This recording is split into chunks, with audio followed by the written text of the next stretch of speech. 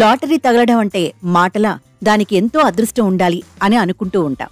కానీ అమెరికాలోని ఓ వృద్ధ దంపతులకు మాత్రం టికెట్లు కొన్నప్పుడల్లా లాటరీ తగిలి తీరుతుంది.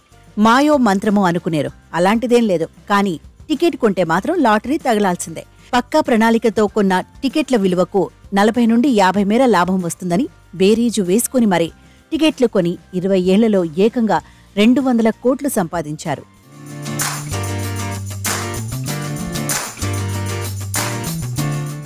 మిషిగాన్లోని ఎవర్ట్ ప్రాంతంలో జెర్రీ, మార్ట్ సెల్బీ అనే దంపతులు 2003లో విన్ఫాల్ అనే లాటరీ గేమ్ గురించి జెర్రీ తెలుసుకున్నారు.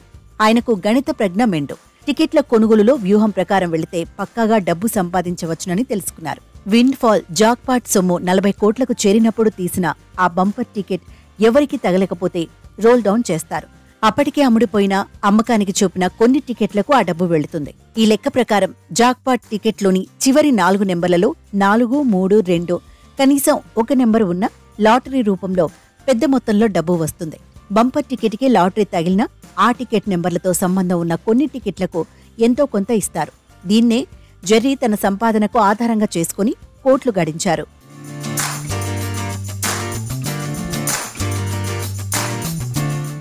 డాలర్కు ఒక టికెట్ చొప్పున $1,100తో 1,100 టికెట్లు కొంటే ఎంత లేదన్నా $1,900 పొందొచ్చని జెర్రీ లెక్కలు వేసుకున్నారు. తొలుత ప్రయోగాత్మకంగా $3,600 వెచ్చించి టికెట్లు కొని $6,300 సంపాదించారు. తర్వాత టికెట్ల కొనుగోలుకు ప్రత్యేక సంస్థనే ఏర్పాటు చేసుకుని తనకు తెలిసిన వాళ్లను సభ్యులుగా చేర్చుకున్నారు.